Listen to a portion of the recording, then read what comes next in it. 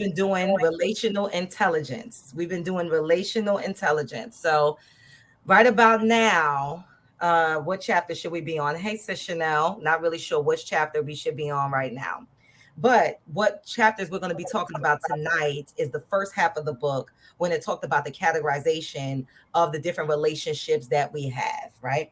And so this is really important. So if you didn't catch the other live that I did, maybe it's been 2 or 3 weeks now, I was saying the importance of this, the importance of us as leaders being able to categorize our relationships, the importance of knowing who is who in our lives, right? We don't want the enemy to come to stifle, to distract, and or to knock us off kilter by the people that we're connected to while we're building, while we're advancing the kingdom. And so it's very important to be, to consider who you're connected to, even at different seasons in your life, right? You may be called to be with someone in a specific season for a specific time, and being okay with that time transitioning, being okay with that relationship possibly changing faces, right? They may start one way and end up another way. I've had a relationship with a very close sister that started off when she was actually mentoring me at a time for our first few years.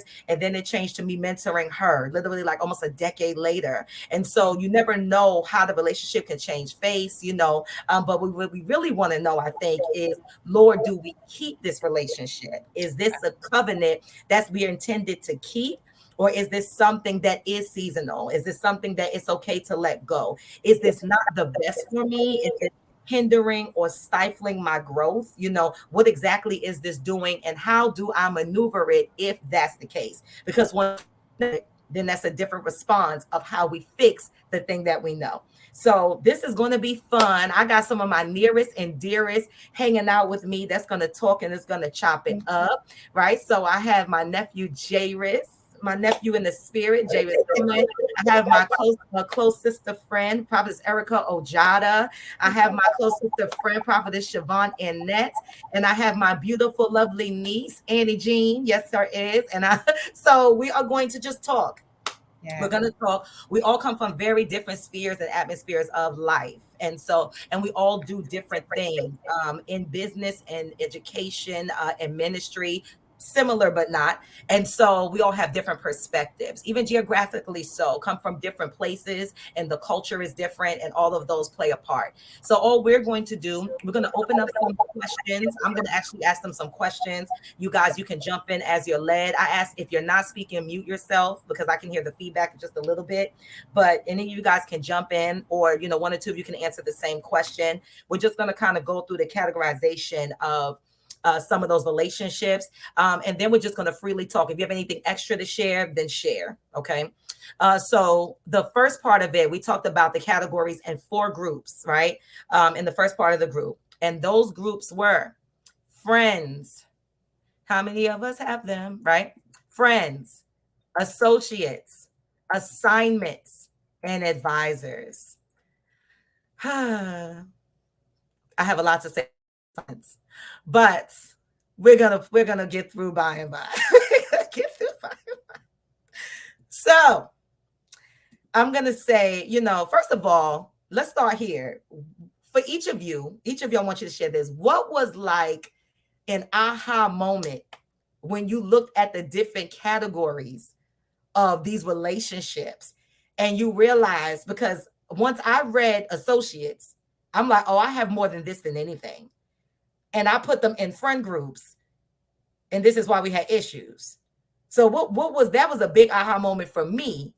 The friends and associates was the closest together that I really couldn't. I'm like, I don't really know, but I had to do some moving around. So what was a big aha moments for you guys? I guess I'll go first. So I would say the same, but to give a different answer, mine was assignments. I think why it correlated with me so well was for the fact that I love people so much, and that I think for a season, possibly even now, after reading and listening to it over again, I had to understand and see like, oh, I've allowed certain assignments to take place as friends, but I never officially called them that, if you get what I'm saying. So I think that for me was very huge, and I'm reevaluating that currently.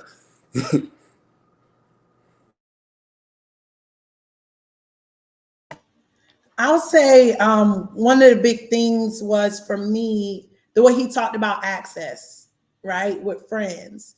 And so I've had situations where people thought they were my friends, but because I did not share certain things with them, they came to the realization that maybe we weren't as close as they thought we were.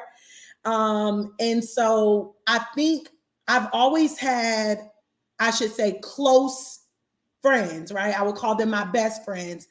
But really, in actuality, the people that I considered just my best friends were probably friends, and that other people were associates.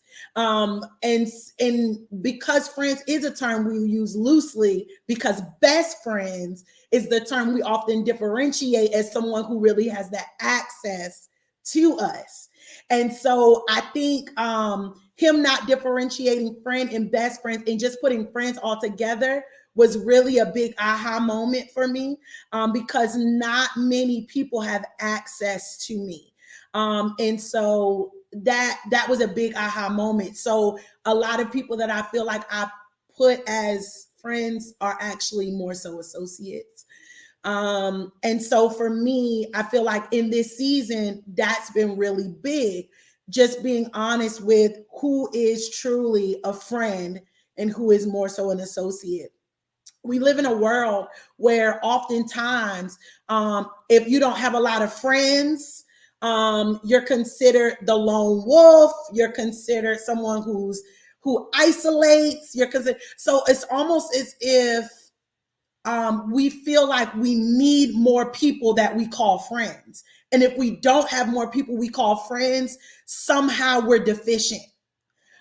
Instead of making sure we just have those ones that we understand truly are friends in our lives and have access to us, and we have in turn access with them. Because I love the element of reciprocity that he talked about as well, but not a reciprocity that has to be identical.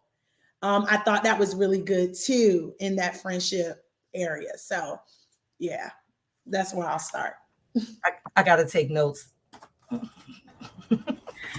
because My she hit two different aspects. One about that reciprocity, but she mentioned something else we're gonna come back to. Go ahead, either E or Annie.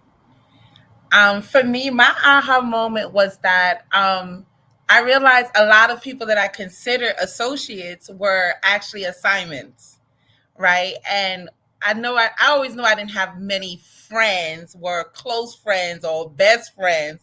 That I already knew. I knew I had a big pool of associates. But then I also now, with all of the, laboring them and how they're falling, it's more assignments because they're more attracted to what I can give them and not really interested in, maintaining a relationship.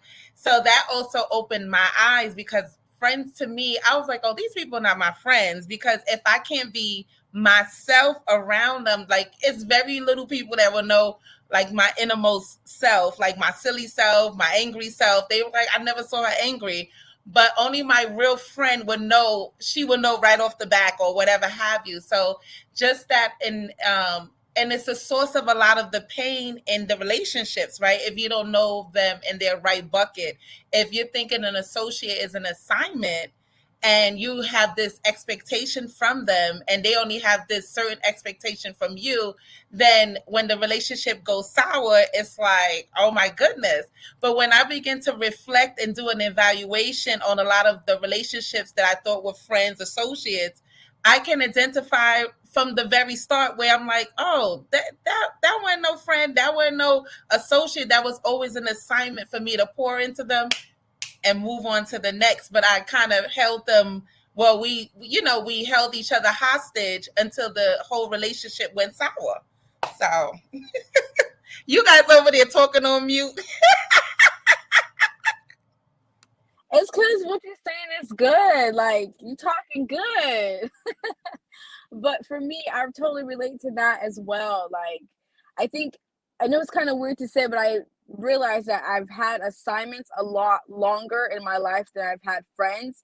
And even before I really got to develop a real close relationship with God, I had assignments. At the time, I didn't know there were assignments, and I just thought it was just me, talking and being who I was. But now I look back at them, I'm like, oh snap. Okay, that makes sense now. It makes sense why I never really felt like, oh, I had real friends, or I had a best friend, or I had all these, friends, because they're most of the people in my life were growing up, at least, were either assignments or they were associates. But now I'm kind of like transitioning into like a place where I'm like, okay, God, I want real friends.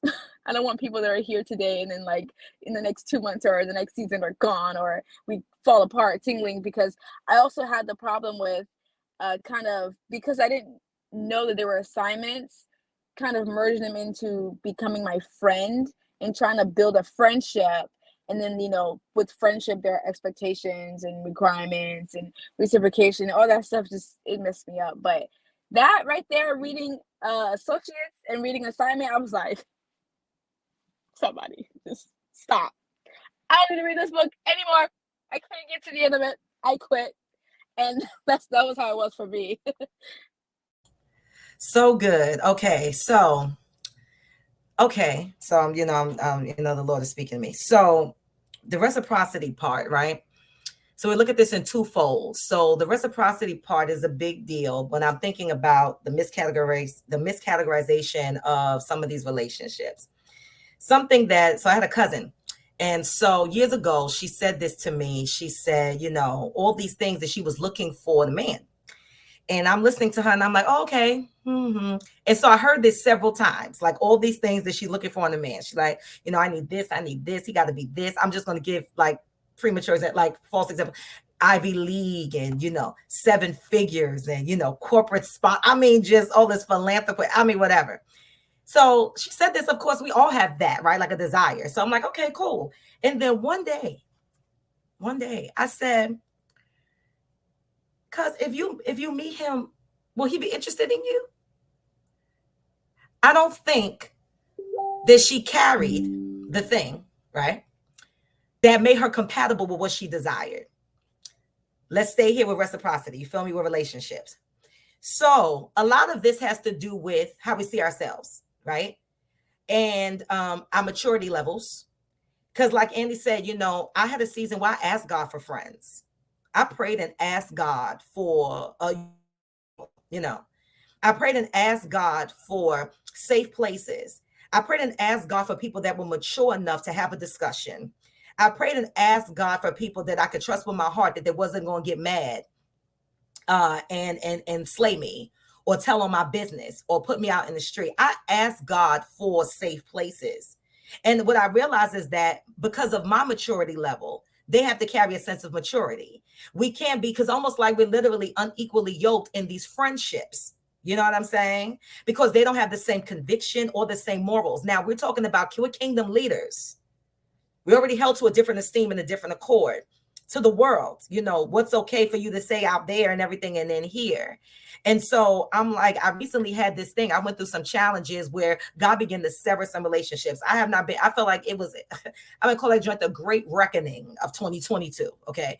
I mean, that's what it felt like. I mean, people dropping left and right over small stuff. And I'm thinking, why you didn't just ask me a question? Why you ain't just pick up the phone? Why you didn't call me real quick? We known each other for years. And then the Lord let me know, maybe cliche, but this was true of these relationships, was that I'm taking you somewhere and I don't want them, where you're going. And I don't want their name attached to what's yours. I'm like, okay. Now, when I saw that, I'm like, these was assignments. These were assignments. And that it started off as acquaintances, because I feel like acquaintance is where you start, right? Isn't that most of you start there and then you transition to a bucket? And I think that when it started as acquaintance, I moved them into friend or somebody that I would claim, and then understanding that there was levels, right? I've known each of you a certain amount of time, right? I've known Erica the longest, over a decade. I think I've known Siobhan a little under a decade, Jay and Annie probably about 2 years or so. close as you are and over time and your comfort level is what you'll share and disclose. You don't meet someone within 30 days and then tell them everything you told somebody that you knew for 10 years. So you know what I'm saying? You balance that out, you weigh that out. So there's different levels to, hey, can I trust you? A little bit more, a little bit more, a little bit more. So when it comes to the reciprocity, there's some kind of things I may just ask. I'm not going to ask one question at a time. I'm kind of throw out some things here, but this is self-reflective because we attract a thing too sometimes, right? Everybody can be the assignment. Mm. Everybody can be the assignment. Just saying. Everybody can be the friend. We are not advisors to everyone. So, self-reflective questions. In what ways, right? In what ways do you demonstrate unshakable character in your own relationships? Are you known for unconditional love? How honest are you with your friends? Do you tell the truth? And then when you do, how does it come across? Do you tell the truth in love or do you start strife to intentionally be able to share? Side note, I remember when I had, I ain't never go to anger. Yeah, did I go to anger management? Mine got certificate. Okay, and so in being angry, right, and being frustrated, I did not know how to share or express myself without a heightened emotion. I did not know how to do that. I was very timid. So, and I was passive aggressive. So I was either all the way letting you push me over or all the way at the top. And then it's like, who the heck let the cat off the toothpaste? You didn't even do nothing. And I'm just like snapping, like, because I didn't know how to balance. Holy Spirit brings balance to us. I didn't know how to balance and not be so fearful in my response of sharing how I felt. Rejection was really behind that.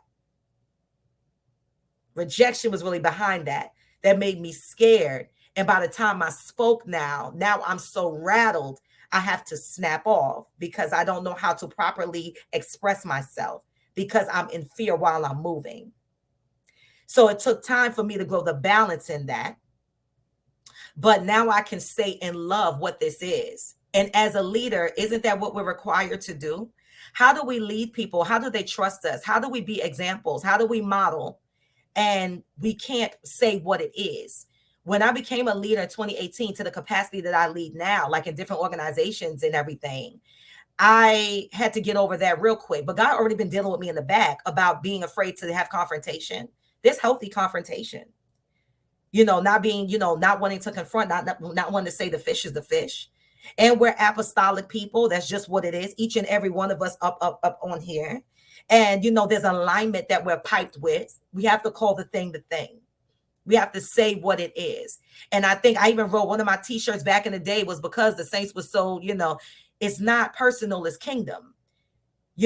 Because we have to get this thing right so we can build the kingdom.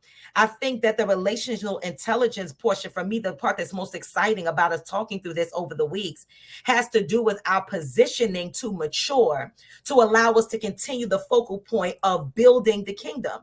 When your relationships are all distressed and everywhere, you can't do exactly what God has called you to do because you're distressed about these people to you, whether blood relative, loved one, or acquaintance, whatever else, co-worker or friend, whatever. Sometimes we have to set boundaries in place for certain people to make sure that we're managing those spaces well. So it's been a challenge to me. That's how I know that it has stifled me. And not to say we don't mourn certain relationships or we don't have feelings about it. We work them out as they come, but we're conscious and aware of exactly what is, not closing our eyes to a thing. Because I just can't believe, Susan did that. I just can't believe that Jordan said that. I just can't believe it. And so I'm going to make this not so. That they did, I'm going to be naive to this. I'm going to have willful naivety and close my eyes to a thing because you know what? It felt better with them close. I know them here. I don't know them not here. You know what I'm saying? So we're talking about, when have you displayed unshakable character as a friend? When have you expressed unconditional love? Or maybe when you haven't. Maybe you can think about when you haven't. Have you been honest with your friends? And what level of reliability is shown in your friendships? I can say for you people right here, I know when we did the last live, we started picking out who, we volunteered Erica. She was sleeping the slumber of the bosom of the Lord. And she woke up to find out she was going to be on this live with us. But Jairus and Andy and Siobhan, we were on their live life. And I think somebody else was voluntold. Somebody may have told somebody else. But when we were in there, we're kind of like saying, this is what we're going to do. I knew that we were going to be, I knew this was going to be reliable. I knew there was not one of you I'd be like, oh, maybe she ain't going to show up. Maybe he not going to do it. He say he going to do it and don't come. I trusted you. I knew the character of you all. So what do you guys kind of have to share about that, about self-reflective, about your own posture and positioning of you maturing over time? I'll go first. Okay, so for me, I think I've always been the kind of friend who, well, before, I was blunt without a little bit without regard. It wasn't the things that I said, it was the way I said it that was the problem. And because if you go back and you listen to what I said, it's like, okay, that's kind of wise. That makes sense. But the way I would say it was a little aggressive, not a little, a lot aggressive. And it would come off like, I was, you know, trying to be mean, or like my intentions weren't right, but it was coming from a place of love. And because I knew that, there was better, again, the friends that I thought were friends were assignments. I knew there was better for you, and I could see that, but you weren't displaying that in that particular moment. And I was trying to, snap you out of it. And it might have came across a little aggressive, a little mean, a little too blunt without love. And I would say certain things and then sometimes kind of forget to affirm them back. It would just sound like I'm just ah, rah, rah, rah, rah. So I think that's the one thing that I think I've learned to kind of, like you said, balance it out. But I think for me, I was the Christian friend. I was like, Mom Annie. So like all my friends came to me for like certain deep like conversations or questions and things of that sort. And I was like, the ones you just, I don't know, I just guess it was the person you just asked, even if I had no clue I was how to answer. But yeah, I hope that answers your question. Those gifts at work, that gift of wisdom at work. Call her mama. She 12. Go ahead, y'all. Go ahead.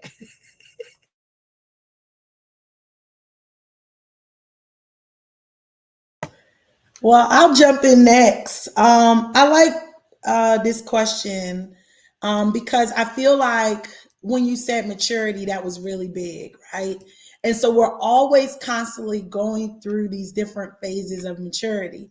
And that's why I love even the example that you had with a friend that she was your mentor and then it flipped and you were her mentor. I think that is like a really good example of maturity over time, just what you ended up being able to bring to her life, right?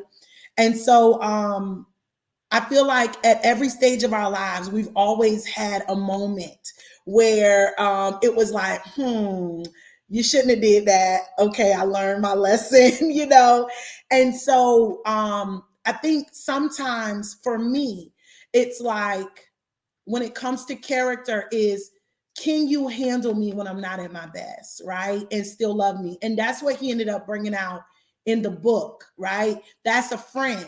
However, if that person is an assignment, right, then a lot of times, then there may be a different type of conversation. If that person is your advisor, again, that may end up being a different type of conversation. So even with that unshakable character, I feel like it ends up bringing some other things into play to be mindful of. But for me, my standard is always the word of God. And that way God can check me. And then my friends are able to check me. And then I can check myself, right? How am I aligning with the word of God? Because that's the ultimate standard of character. We think about, what love is. I think the definition of love, a lot of times, when you really look at that chapter in Corinthians, it's really talking about character. It's talking about kind and not being stubborn and not being rude and all of these different dynamics. It really speaks to character. And so I feel like for me, unshakable character looks like me continuing to grow in God. So in order for me to be that friend, I have to be intentional about my continual growth with God and then growth with that relationship. But yeah, so that speaks to the love piece, and then honesty. I think that's always the hardest one, because like you said, rejection always comes up, right? And so the thought of me saying something that can ruin or end this relationship is scary. And but then it has to go back to character being the first thing, God's standard being the first thing. So if I have to confront a thing and be honest with the thing, even if it makes me uncomfortable, and say, I've had moments and I'll ask them, I said, well, do you want me to tell you the truth? That's me helping myself and helping them, because it allows me to brace even for this moment that I need to share what I need to share. And I'll say I can only share based on my experiences. I can share based on my journey, my faith, what I hear God saying. And if you accept it or not, I did my due diligence to be the person that I feel like you want me to be, which is fully myself, right? And that's with any one of these relationships. You have to be able to accept me as this God-fearing woman who is serious about her walk with Christ, right? Who's serious about honoring God in all that she does. Kingdom leaders, you have to accept me for who I am. If you cannot accept my honesty and my truth and love, then maybe this is just not what I thought it was, what it was. Whether it's a friend, an associate, an advisor, or what's the other one? What's the fourth one? Did I say all four? Friend, associate, advisor, Assignment. Assignment. assignment. Assignment. All four areas needs to be able to accept me for who I am and what I bring to the table. Let me go ahead, Annie, and then I'm gonna Okay, say something. I have a question. Yeah. Now this is for the older folks on here. Mhm. That sounded kind of weird, but anyway, I love y'all. Um, so my question is, did y'all ever in your relationships, right? No matter which category, did y'all ever sit and have a conversation with the other person or groups of people to kind of like discuss in a way, or come to some type of mutual ground of where this particular person was? Because I know for our generation, at least for me, we don't really do that. It's kind of like nowadays everyone's so sensitive. When I'm like, if I call this person an associate or an acquaintance, they get offended. And if I call this person a friend and then not call this person a friend, some people get offended. But I'm just like, for me, I feel like it's important to have the conversation with this person. If you, especially if you're like, oh yeah, we're gonna be friends, or I want to be your friend, I want to take it to the next level, or whatever. Or maybe I don't want to be your friend. Let's die it down. Did you guys, growing up at least, or in any of your relationships, did you guys ever have that sort of conversation with a person or persons? I have. And Annie, I'm young. Thank you. I love you. I'm joking. I'm joking. I'm joking. I have had a friend that was my best friend at a time and place, and the relationship started to go sour, and then God even showed me that it was about to like dissolve. He gave me a dream and it was like, it's over. I spoke to Key about it, and I had to make the resolve in my heart. And I didn't want to have this conversation because you know what I thought was going to happen was like we was going to get into a big blowout, and she go her way, I go my way. But every time we got to a blowout, we still end up talking. I'm like, I don't want to talk to you anymore. So I had to do the hardest thing ever, was to break up with a friend. It was like so weird. And I'm like, listen, this isn't working out anymore. We're not seeing eye to each other. I don't think the friendship has run its course. And it took a while. We didn't speak to each other. I think we saw each other at an event. I was gonna say hello. She walked past me like she didn't know me. We knew each other for over 10 years. Of course, that hurt me. And then later on, we saw each other at another event and we hugged each other. And my mom was there, and I was just like, "Listen, if she walked past my mom, then I'm gonna have to drag her, right? Because you're not gonna disrespect my mother. But she didn't. She actually, said hello, and then from there, we still are not friends. I still have that same, you know, that same energy as that this is not going to work anymore. I know you no longer benefit me anymore. We were getting frustrated with each other. We no longer met each other's needs, right? She wanted a friend that wanted to run around, hang out all the time. I wasn't that wasn't the life I wanted anymore. We were going in two different directions. I wanted to be saved. I wanted to get my life in order. She wanted to run around, go to parties. So it's either you're going to respect my life and I respect your life, or then we can't do life together. So at first, it's going to be uncomfortable. It's going to be hurtful because this is somebody you knew for over 10 years. Yeah, yeah, her mother passed away, my dad passed away, we were there for each other. So you're talking about history, but if you're really honest with yourself and what you need in this relationship, and you holding on to this dead weight, the minute I stopped speaking to her, I promise you, it was like the flowers. It was like that scripture, when Isaiah said, when King Uzziah died, I saw the Lord. That's exactly how I felt. Like my eyes opened, everything was much clearer. I didn't have all of that nonsense in my ear. I was able to discern. I was able to grow because she was just dead weight to me. Now, she's not a bad person. She's just a bad person for where the direction of my life was going. So I don't, she called me today.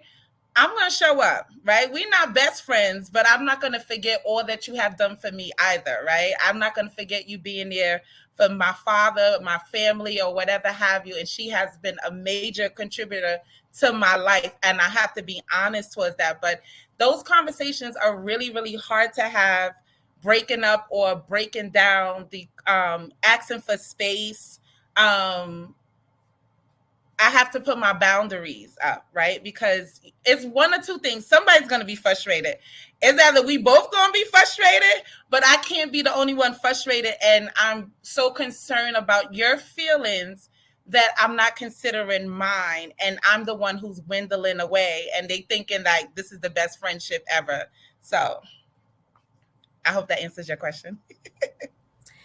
It do. While you're there, do you want to answer the original question, or do you have anything to contribute in that area as far as like, you know what I mean?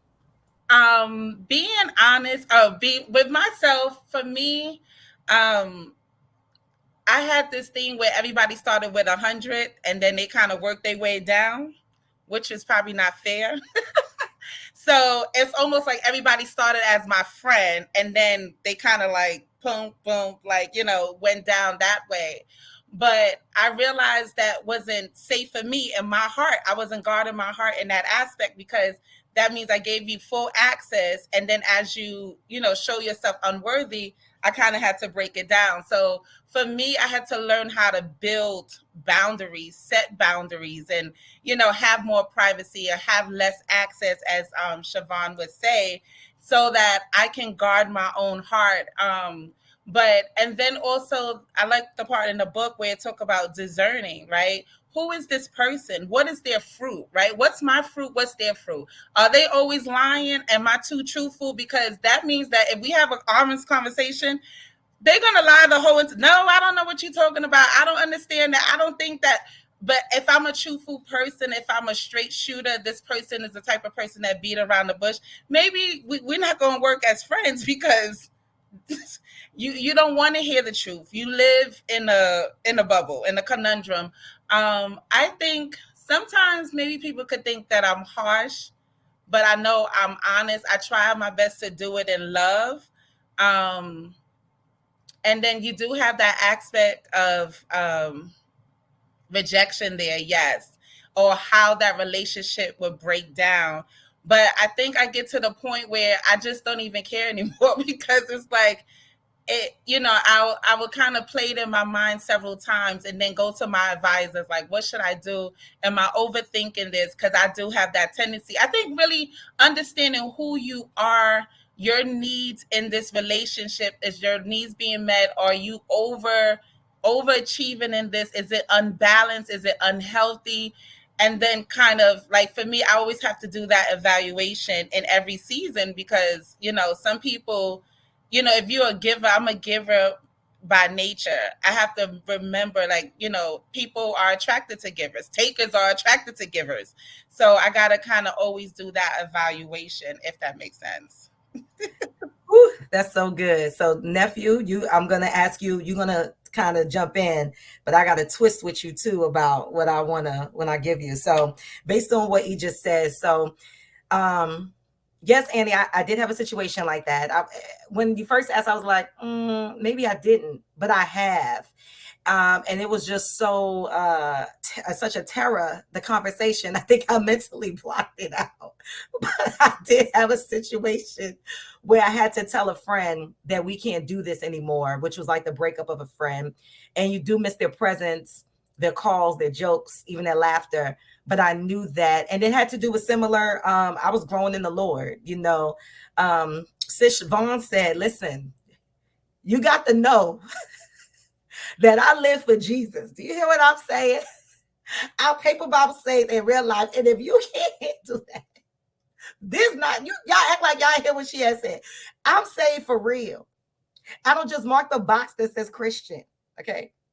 My personal convictions behind closed doors is for Jesus. And if that's not something that you can understand, then I got to let you go. Now, character flaws is something that I've been big on. If you guys been a demolition group, I've been talking about character and accountability like crazy for months because that's really been deep to me. God's been aligning my own character. That's how I ended up at my church I'm in now, is because God let me know that my character was going to be aligned there. Appreciate your gifts, your talents, your ability, even your walk with God. But the fruit of this, is your character, and that what you represent, what you display. So God began to align my character. And that friend I knew from when we were teenagers, all the way through our young adulthood. I'm the godmother of 2 of her children. It really hurts today. We don't even talk. She's so very toxic. I chose Jesus and she chose no. And so, although we both went church together young and growing through that thing young, both had parents in ministry, and she just decided that that wasn't going to be what she lived. When we're doing things on the back end, or we hanging, or we got other friend groups, stuff like that, and I'm like, hey, we can't do that. That's not right. She looked at me like I'm crazy. Or call me and shit like what? Like and I remember the last day when I could not take it anymore because, I was feeling the pressure and the weight, but didn't know how to cut it. And I remember she called me at work. We grown people at our jobs. And she called me and asked me to lie. Yeah, such and such is going to call you. Just tell them such and such. I said, I can't do that. And it was such a righteous indignation because I was so tired. Because I was like, why are we still doing this as if we're in high school? By this time, we're in our mid-20s. I'm like, why are we doing this? I'm not going to do this. I can't do this, So even then, we went through like a little break. She was like, what's wrong with you? She also was a person that was very aggressive. Y'all know me. I am aggressive, but I was timid at the time. I dealt with a lot of fear. So somebody like that could tidal wave me, and she would tidal wave my emotions. So I would get scared. She was also very manipulative to me too, because she knew how to play on my heartstrings because I'm loyal, because I love, but that was very hard to make that decision.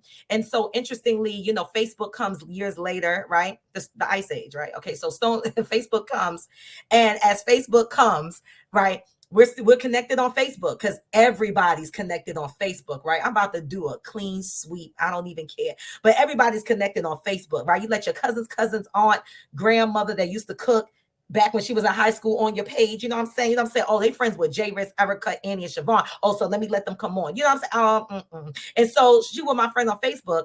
And I shared a post. I'll never forget this. I shared a post with Ryan Lestrange, like, Uncle Ryan, right? Our uncle. I shared a post with Uncle Ryan Lestrange. She was so busy being nasty to me, right? That she made a nasty comment about the post, Uncle Ryan's post. So this was the second time she did it. The first time she made a post under my thing. It's like, I could have said butterflies are pink. And she was like, why do you say that? Who told you that? That like she would antagonize me on Facebook. I'm like, okay, because she was upset that we didn't speak.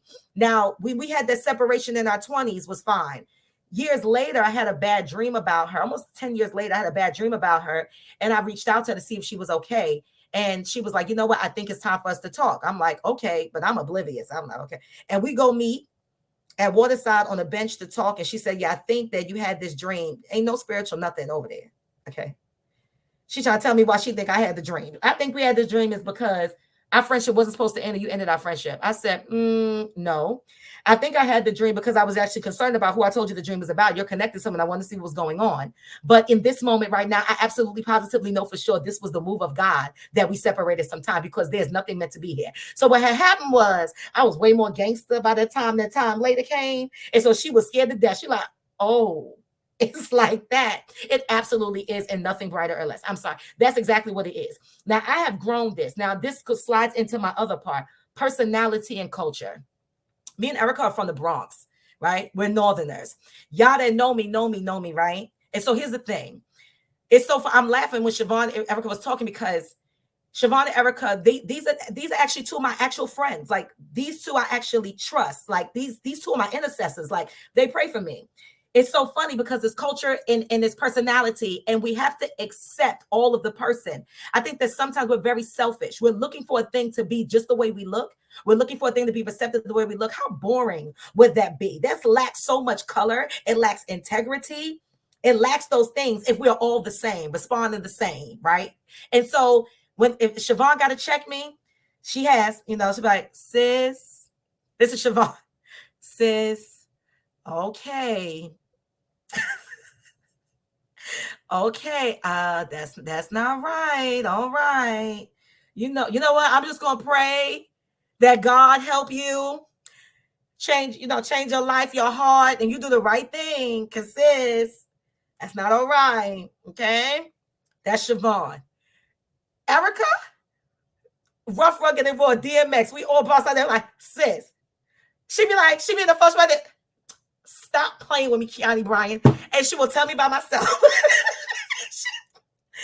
She like, knock it off. Listen, they both have done the same thing. They both do the same thing for me. If I'm crazy, if I'm derailed, if I'm not accountable, they both get me. They grab me by my neck. It is the personality, their culture, their background, their upbringing, whatever, that allows them to speak to me the way that they do. And so what I do, I accept Siobhan. I accept Erica. And I think that we need to consider that. I've had people come say to me, my personality is naturally strong. I'm the way I talk. I may be loud. I'm not yelling at you. I'm just talking to you. You know that I love you too, right? Because truthfully be told, I would like to mind my business 97% of the time. By the time I have to go talk to somebody, I'll be tired. I'll be like, listen, okay, what are we talking about here?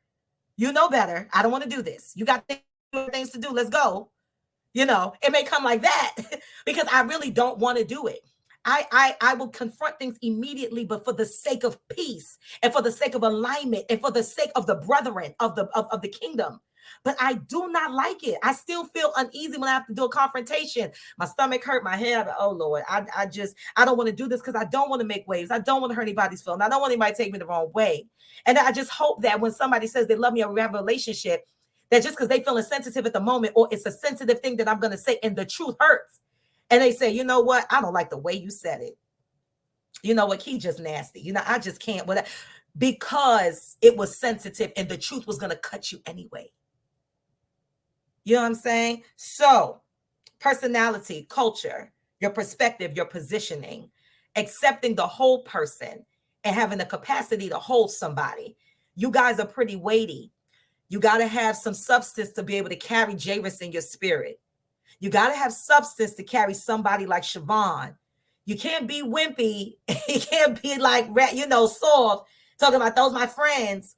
And in the kingdom, they're making impact. That matters.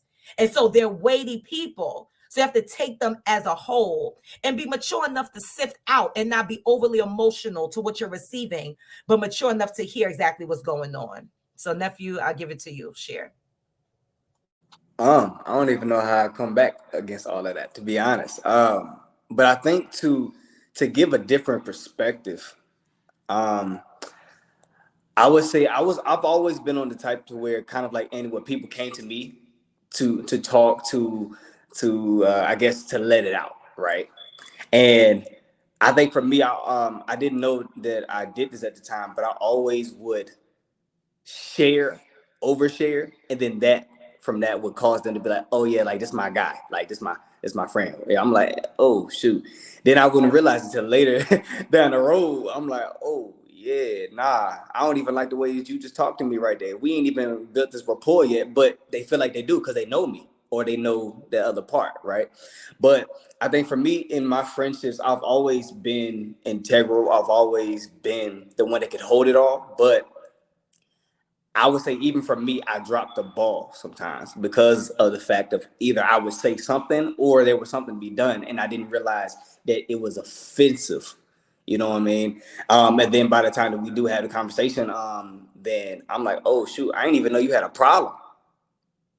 Like, to be honest with you, I didn't even know you really had a problem. But I mean, I'm glad the fact that you told me, because the one thing I always tell people, if I'm stepping on your toe and you never tell me I'm stepping on your toe, 9 times out of 10, I'm gonna do it again. Cause I don't know. You feel me? But if you was to tell me that, then we could come to that understanding of I step on your toe because you do this, or if I'm moving left, you're moving right, whatever the case may be. But I think that the issue is with people like myself is that we love so well that we never want to offend, but then we also have this problem of not guarding ourselves and then allowing people to take hold of those spaces and to come in, and then you look up, you're like, oh shoot, we're not even like, yes, you can carry me, but we still haven't built that rapport yet. You know what I mean? So I think that's really like the only way that I can really describe that. But I've also had times where me and friends just naturally just fell off, because I tell anybody, like, there's rarely anybody that I talk to on a daily basis. I don't even talk to my mama like that. So I tell people all the time, if I don't talk to her like that, please don't expect me to talk to you like that. It's just how it is. I say it for real. But I say that because of the fact of I've had to understand, and the Lord had to work on me to let me know, like, yo, you talk too much. That's why people feel like they can connect to you and they can talk to you any kind of, well, I ain't gonna say any kind of way, but where like they feel like they can call you out on your stuff, but it's like, no, no, we're not there. And I didn't even realize we weren't there until you just said that. Now you just, excuse my language, pissed me off. So now we at this point, I'm just looking at you like, move, get out of my face. So yeah, but everything, like, they're laughing now, but I'm just now coming into this. Like, I used to be, again, like, so timid because I never wanted to offend nobody. But again, like we said, that was rejection, and me always wanted to have friends around. And I even realized from a male point of view, that, and hopefully this is not offensive, but one of the main reasons why I had so many female friends was for the fact that I wanted more females around me to myself feel justified. Then yeah, all of that. But to pull it back in, I think we just have to you have to understand that not to overshare, so people can come in and naturally, and it's step by step. And then, like you said, when you do meet somebody who has seen you at that rough moment, there's very few people that have seen me cry other than church. I'm saying, but other than church, but it's very few people that have actually seen me cry. But those who have done that, I'm like, okay, yeah, like, yo, you're good. Even even like he mentioned in the character flaws, some of those character flaws, I'm like, okay, no, like, you can work on that. We've actively talked about this. That's not a character flaw that's just so deeply rooted now that you have to do that, but that's something that can be corrected by conversation. So That's so good. That's so good. That's so good. Um, Being honest about the things that we need to work on for ourselves, right? It's humbling, but it's also freeing.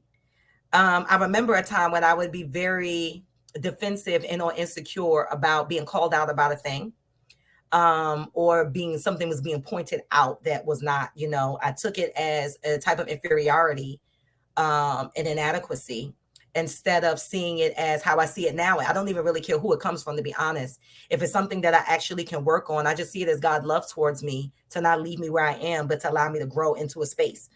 I loved that correction, because who wants to continue to be wrong? Like, what? For the sake of saying, Don't tell me what to do. You know what I'm saying? Like, who do you think you are? And just leave me this way. But there's things that, we can talk about, or things that can be brought to your attention, because friends, real friends, or even close loved ones they watch your blind spots. We can't see everything. We can't catch everything. I would want someone to cover me in that manner, but I ask for friends. Like, I felt like it was worthy and notable enough to pray and ask God for friends. And then how I consider friends too, even with the definition that they've given us. um, I have this thing too where, so when I go through things, like we all go through things, right? If I'm in any type of warfare and stuff like that, I got on, speed dial on deck, send a bat signal. Hey, I need you guys to pray for me. And like with I don't even have strength to pray for myself, right? I need you to pray for me. That could be a Erica or Siobhan, maybe a Justin. Justin's in here somewhere in the sanctuary in demolition land. And so I'm like, yo, I need y'all to pray for me. I may have other associates, or I may have other friends, because I stay there, that could possibly take that, like I could share with them, but not necessarily led to, right? Because there's been times where we're still friends, but the Lord said this person can handle this right now, like, or this person. Because if you can't pray me through a thing, I'm probably not going to tell you what's going on with me. I'm not big on that. I'm just not. To me, while I'm petitioning heaven and have something on the altar, if you don't have the strength to pray it through, no harm, no foul. But I'm just not going to tell you until it's over. I'm not. And the reason why is because it's too gentle while it's in that faith process of, being believed, for me to just kind of share that out there. When I'm sharing what I'm sharing, I'm off. And if it's heavy, often I'm not looking for, oh man, Dag, sis, that's messed up. What you gonna do? I don't know. That's why I called you. Okay. if Key, that's good. And you know what that was in the chapter. He talked about iron sharpening iron. Yeah. He talked about the power of one, the power of that friend. And the reality is sometimes that's another test of whether or not I can trust you with what's going on in my life. Because I tried to give you some information, and your response told me whether or not we were on the level that I can divulge this much to you and you could manage it with me. So I just wanted to jump in and say that real quick. That was good. I mean, and feel free, because I'm like, what? And I've learned that over time, the sensitivity of the prayer request, or the sensitivity of what I believe in God for, and just the fragility of my heart, right? At the time. And I know that I needed it to be gently, so I was careful with it. You can't be like, oh, I'm sensitive. And you go tell everybody. This is my newborn baby. And I don't know if your hands washed or not, but can you hold it? What? I think that the appropriation too, and clearly guys will have to do this again, right? And so I think that expectations, of course, to me is the big thing in relationships. So this at my 42-year-old self is very direct with, hey, let's talk this through. But when I was in my 20s, I didn't do that. I was afraid to. And I didn't have language. I didn't know what to say. I didn't quite know how to confront that at all. I grew this over time to say, hey, this is bothering me. With no antics, no manipulations, no other side, whatever. This is bothering me. And what are we going to do? Right. And literally wait for a time to work it out, give an opportunity for it to be fixed, not just immediately cutting somebody off. Oh, I can't trust you. I remember I had a situation with a friend earlier this year that disappointed me because it kind of caught me off guard. She's still a friend. I said, we had a situation. She caught me off guard. She said some things, but she had a human moment. And she probably, it's what it seemed like to me. She had some things built up in her heart about me. And then when something else, like I said, like who let the cap off the toothpaste? When a window opened of an opportunity to share, she flew through the door and started talking, and it was extra to me. And I'm like, what? So now I'm like, well, what just took place? Like, what happened? So now we're talking it through. It goes all the way from like a night to a day. Like we go into the next day, just talking it out back and forth through messaging and talking it out. And I had to make a decision. The old Kiani I'd have been you, delete you, forgot I knew you. I'd have clicked I'd have got rid of you fast because I'd have felt like, oh, I can't trust you. Because you felt away, you didn't say nothing. I'm big on that. If we call each other whatever we call each other, I need you to say when something's wrong. I'm sitting here hurting you and you sitting here smiling at me and I'm really making you feel away and you're not saying anything. And nobody wants that, right? And so I'm conscious of that. So I felt like I can't trust. See, here's my, and this was going to be my last thing. This is going to be good for everybody to chime in. Talking about your triggers in relationships. Because at the end of the day, right, what I could have done, I could have said, you know what?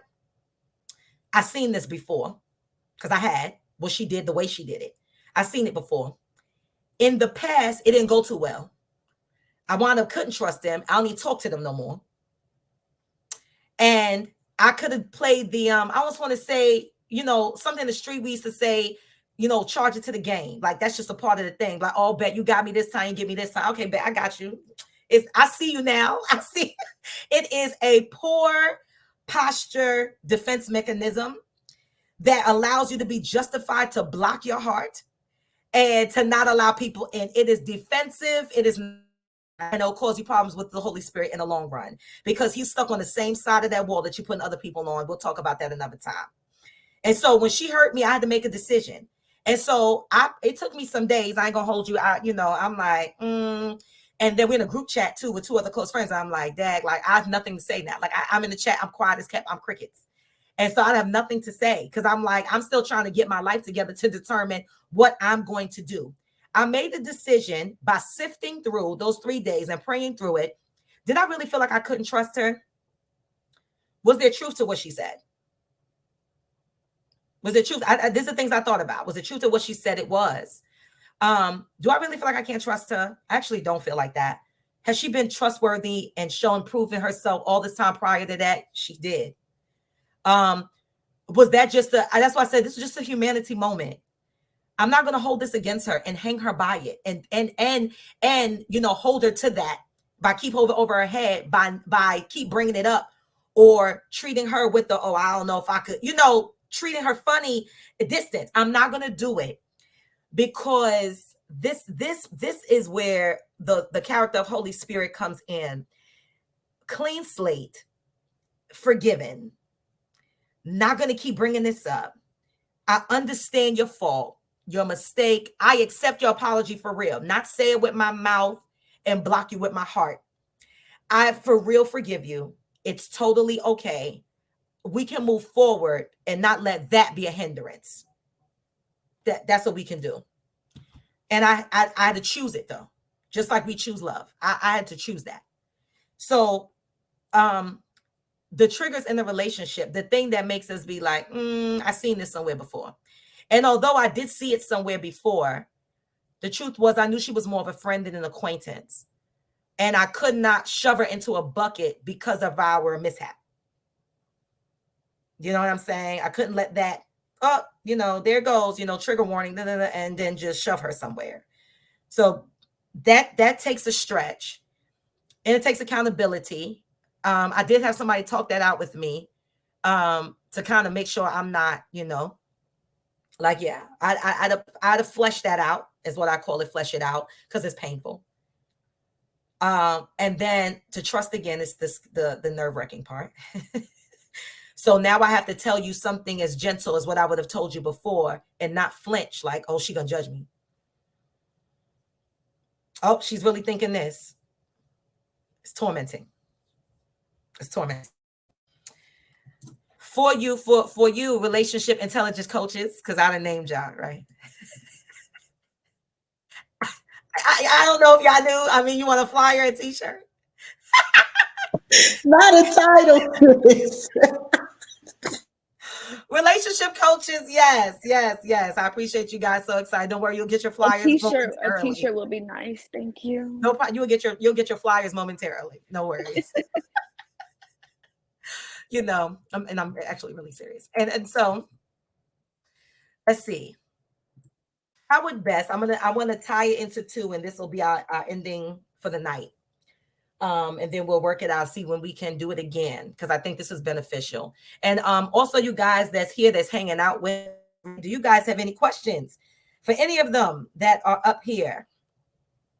Any of our relationship coaches that are up here? Do you have our leader relationship coaches? Do you guys have anything for them that you would like to ask any of them? And I'm going to kind of keep eye on the chat. Let me see it. I'm gonna go back through the chat and see what family is in here. Ebony, Ashley, Justin, Dre, Shane. See you guys. I see my mother in here, Sis Townsend, Shakia.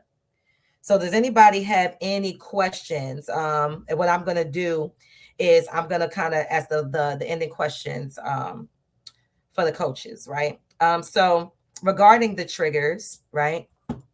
That we have regarding the associates and the friends. And I feel like the next one we can really dig into it. Start with the associates, the assignment and the advisor, because we didn't even touch there, which I'm not surprised, because I'll have Audible. I listened to the friends portion, no exaggeration, 6 times. I just kept listening to it over and over and over again, because I was trying to figure out where I messed up in life. You just was trying to figure out, where did I mess up? I thought these people were, what is wrong with these people? I thought, and the woman that did that, Ashley, because like I said, Uncle Ryan, the woman that I was close to that did that with Uncle Ryan, that she made that nasty comment. The first, like I said, she did it twice over the time period, about 3 months or so. The first time it was me. I deleted her comment. When she did it to me. She did it to Uncle Ryan. I was going to delete the comment. I stopped myself. I said, what? Why are we still connected?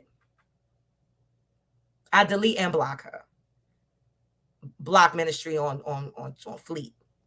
And I don't even do that. I'm not big on that. I am not big on blocking you and I don't do that like that, because it ain't to me that deep. But I had to get rid of her because she was going to intentionally make it known that she wanted to, the art that she felt about me. And it was years, guys. It was a long time. And she still was very angry with me for choosing not to be a friend. But she had, in our relationship, she was very controlling. So I did a lot of what she wanted me to do. And, I say to say, I don't know if this is relevant to anybody that's listening or anybody here. The relationship that where, when you can't really, you feel the reserve that if I'm my whole self, I may scare them. If I'm my whole self, if I stretch all the way out, like you go to somebody's house and you sit there, you perfect, and you sit on the couch, say, thank you for having me, right? And then you go to somebody's couch and you be like, ooh, and you go lay out, on their furniture, that's a different comfortability.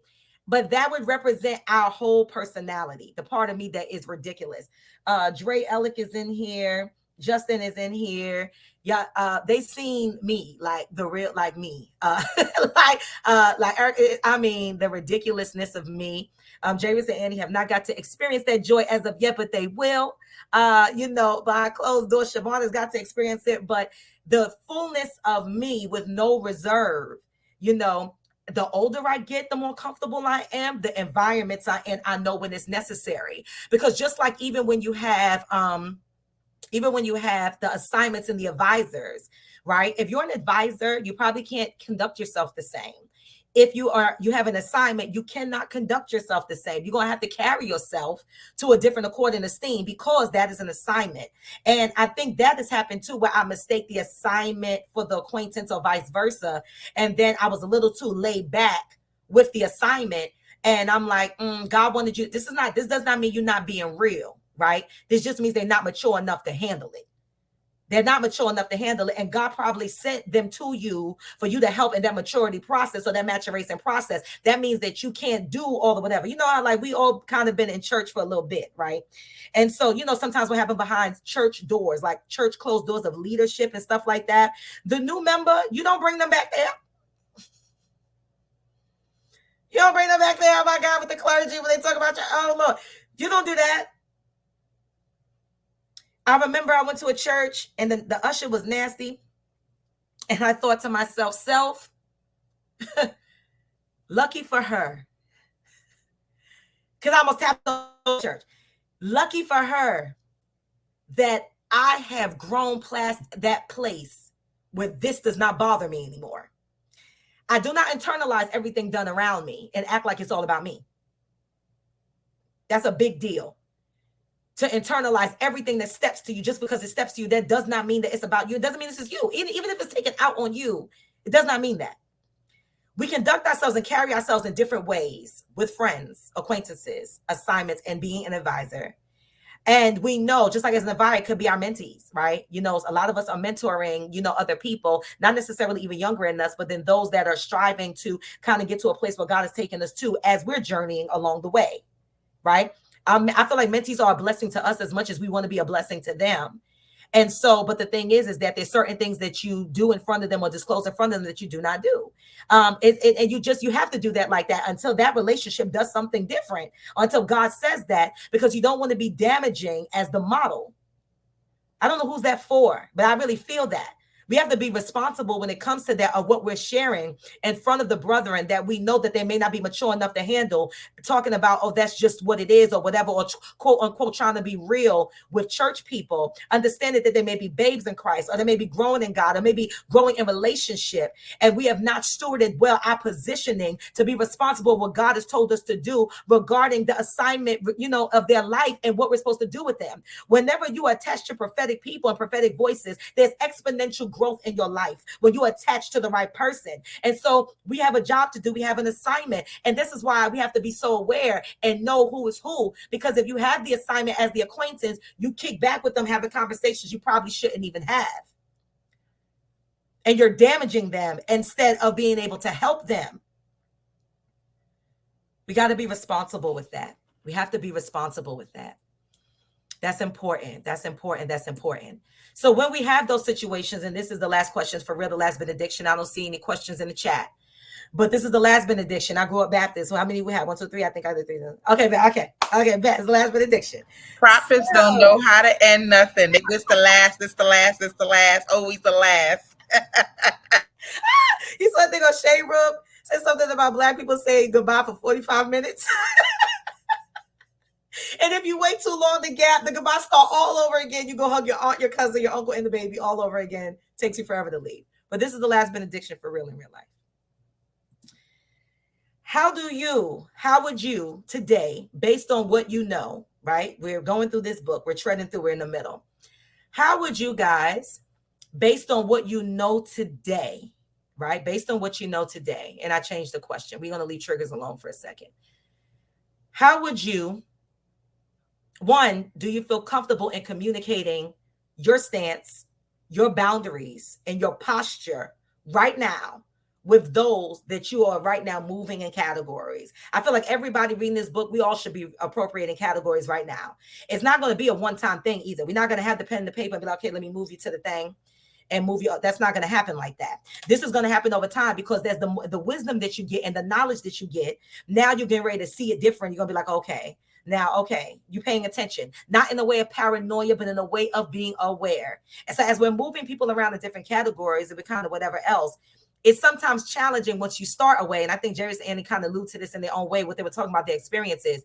You started one way, it's kind of hard to change that. Like with Jairus, like kind of like you got a little too comfortable with me. You kind of almost using me as a dumpster. You're sharing too much with me because I share with you. Now you think that you can just word vomit to me all the time about whatever else. And so we started this way. I thought you was this. And now you try to say something else. That's always a challenge, but it's necessary. You hear me, Annie? That's necessary. Even if, it may say, this is how we're going to do this now. I have done that many a times. I feel like it's a grace even at this point. I have started something. I made a mistake. This was going into this. I'm like, ain't supposed to.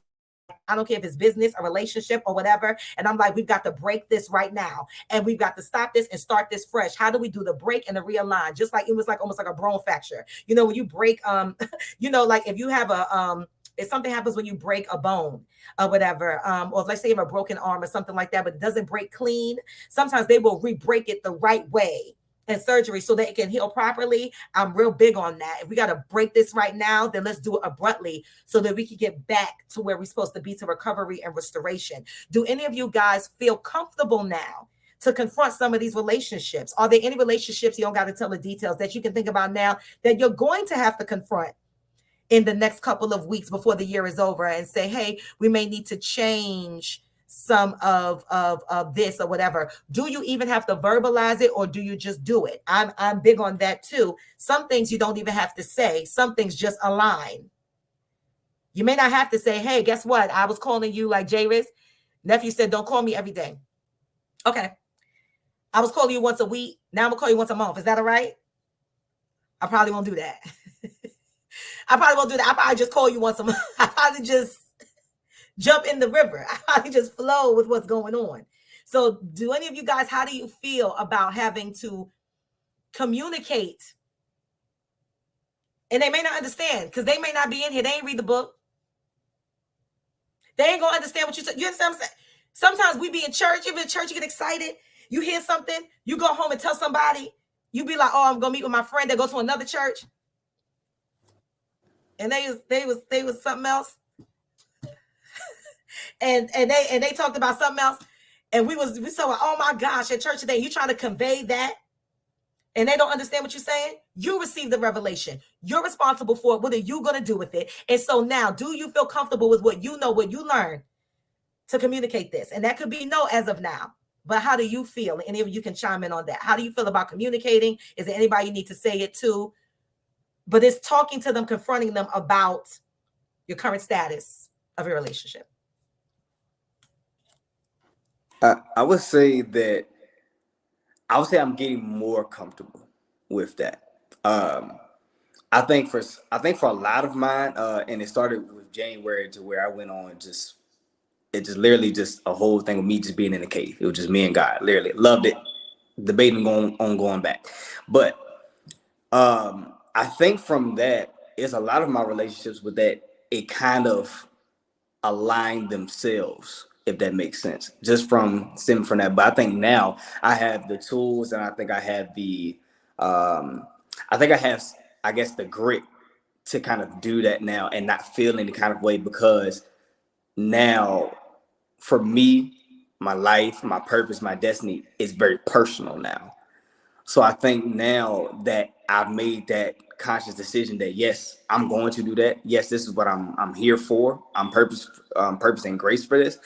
I don't think it's hard anymore. But like you said, sometimes we just have to re-break it, or we just got to rip the band-aid off. And I think now, moving into the next 4 months, that some of these conversations are going to have to be said, but I humbly believe there's a lot of them, just because of how things are going now. They're just going to align themselves. And then if it comes up, then we have that conversation.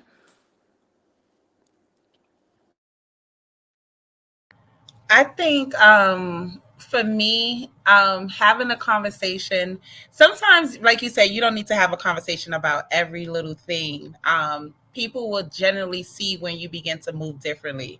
And if it's making them uncomfortable, they'll probably move differently, or they'll probably say, listen, we need to have a conversation. Are there people that I need to talk to? Yes. For me, it's finding the right words, like really understanding who I labor amongst, who are my friends, how they receive information, how they receive communication. Because sometimes, we can be honest, but you don't want to break them down and, and not affirm them, as Annie said. So it's like, okay, what can they handle at this moment? Are they too fragile to hear the truth? Do I have to give them the truth in bits and pieces? Or do I have to just press pause for a second? Listen, I need to take a break. Let me kind of re-rationalize these things in my mind first, and then get my emotions in order, right? Am I just being overly emotional about the situation? Because that can happen too, right? Am I overthinking the situation? Is it a buildup? So I like to just do like a little, like he said in the book, we got to press pause. We got to press that pause button and do that evaluation, and then kind of gather yourself together to have an intelligent conversation with truth, and not I feel all the time, or I thought, all of these assumptions, because then then the friendship is going to feel like, well, do you really know me? Why would you even assume that? Like me, my pet peeve is, oh, I thought, or I figured, or whatever. You didn't figure nothing. All you could have just done is call me, and then you would have known the truth. So for me to have those conversations with people who try to assume they know my moves or how I would move in a certain situation, and I really consider my heart that I wouldn't do that to you. I wouldn't be disrespectful to you. I wouldn't leave you out there in the cold. Then there needs to be some reevaluations, and then there needs to be some restructuring in these buckets, because maybe you don't need to be in any bucket. Maybe you just need to be an acquaintance, right? Somebody that I know, and not somebody that I have a relationship with, because you have some heart issues. You have some issues that you need to get rid of, and it's we keep on coming to a head. So I'm going through a situation right now where I'm trying to figure out the words to say, but at this point, this person is not in a bucket. They're not in any bucket. They are going to be an acquaintance because there's no trust there. I love them. I will intercede for them. I will pray for them. I do pray for them. If they ask me to come, I'm coming, but that's that unconditional, and the buck stops there, right? Because the other relationships, if you're talking about associates and friendships, that's a different kind of love based on conditions, right? My unconditional love is really going to be for, I'm doing this because I love you, right? No other things. But my friendships, it's like we hold a different bond. There's different conditions placed in this. That's why you have this friend love, right? I still have unconditional love for you, but this love have grown into something different. Just like if you have a husband or, whatever have you. So the love and the friendship is a little different, right? So I say that's my little piece. Well, I'll jump in next. This is good. This summary, these summaries are good. So for me, I feel like I've been going through a season of putting up boundaries. And I think it's because of how much I've healed over time. And because I am healing, I'm okay with boundaries. I'm okay with letting people know I'm unavailable. I can't. And those individuals are normally, in reality, associates. And I called them friends, but in reality, they were associates because it was more so of what I could do for them. So it's associate slash assignments, which we'll talk about later on. But I was stretching myself thin, making sure an associate or an assignment had a lot of access to me. And we have to be careful because with an associate and assignment, the level of access is still different, right, than a friend. Because with friend, there's a reciprocal nature. With associates and assignment, that it's not going to be a lot of giving, you're getting back on the other end of it. But you will receive something, but it won't be on the level of friendship, right? And so if you are finding yourself engaging more with associates and assignments and not having that time with friends, the danger is you'll eventually get depleted because the level of pour you need is from the friend place than from an associate or an assignment, right? And so I think this is the season for me that boundaries continue to have to be established. And therefore, as a kingdom leader, it's a level of order, right? It's a level of really thinking through what, who needs me and how much access they have to me, right? Because I found myself in a season of being drained by how much I was pouring out. And it was because so much of those that I was helping was pulling from me, and I wasn't making sure I was getting more connection with those friends that would pour back into me, who were stronger, who could carry me, who could be there with me for the assignment. So I think boundaries is important. Also, to get to a place where you don't feel bad, allowing things to be rearranged is really important too, right? Because there was a time where I was like, and it probably was the rejection speaking again, right? Where like I need to allow them to understand we got to dial this back a little bit. And so I eventually had those moments, had those conversations, and it was good, right? It was received well because they understood kind of how I operate, how I flow, and all the different things that I do. And so for me also is embracing the new language, right? Embracing what I now understand. And so when those dialogues and things happen, I'm not afraid. For example, I'm a coach and I'm really big on training coaches, right? And so I'm like, we don't go into counseling. When I'm coaching you, my coach hat is on. That's all I'm doing is I'm coaching you. I'm not a therapist, right? And so I've gotten really comfortable about helping people to understand I'm a coach. I don't do that, right? That's not my area of expertise, and things of that nature. And so I think with this book, it's providing us with the language to be able to have those conversations probably sooner rather than later.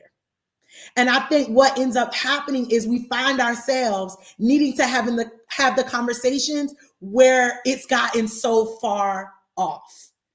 And so now the danger of it completely eradicating the relationship because of how far gone it is what we're afraid of. But what if we communicated well at the beginning? I feel like this is providing us the opportunity to make sure we establish the relationships and the understanding from the beginning rather than at the end.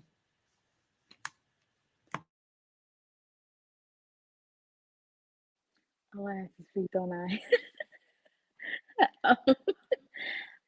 I am definitely comfortable with expressing my boundaries, especially now because I'm learning a bunch of things about myself, about where I'm going, and things I want to do. And the journey that the Lord just has me on specifically with with my career and education and all the things that I'm eventually going to be doing as an adult, boundaries for me are very, very important. Um, and also as an introvert, undoing a lot of things and having boundaries enough to where I'm not overdoing myself with people and have making time for myself. But making time for myself is me making time for me and God. Really, even when I'm just like I'm just gonna lay down today, it's really just me like, oh my God, I'm just resting. I'm resting today in your presence. But yeah, I think it's very important. All the things that I'm gonna call you Lady Erica because I just met you today, so you're gonna be Lady Erica. And Siobhan has said like everything both of you said is very, very important in relationships, like friendships, assignments, all of them, as well as like other relationships, including family relationships. Because sometimes I think boundaries are very essential in family because we have this is a hot mess. Um, but we just thank the Lord God for His goodness because He's kind, very kind. So.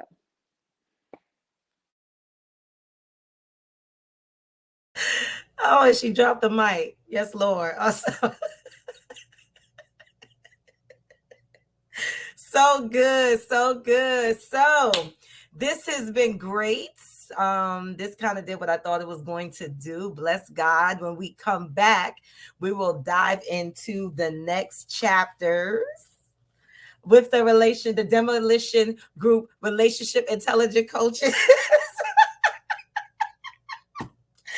And we're going to really focus on these assignments and these advisors. I won't even touch what I'm thinking, but I'm sure we'll have plenty of notes to come back because we'll be here another however long. But thank you guys so much for joining us. We so enjoyed sharing with you, and we'll let you know. We'll kind of give a bigger heads up of when we're going to be able to jump on, but this might be a good time for people. Might be the Thursday evening, so we'll let you know. But thank you so much for hanging out with us, and we'll see you later. Peace.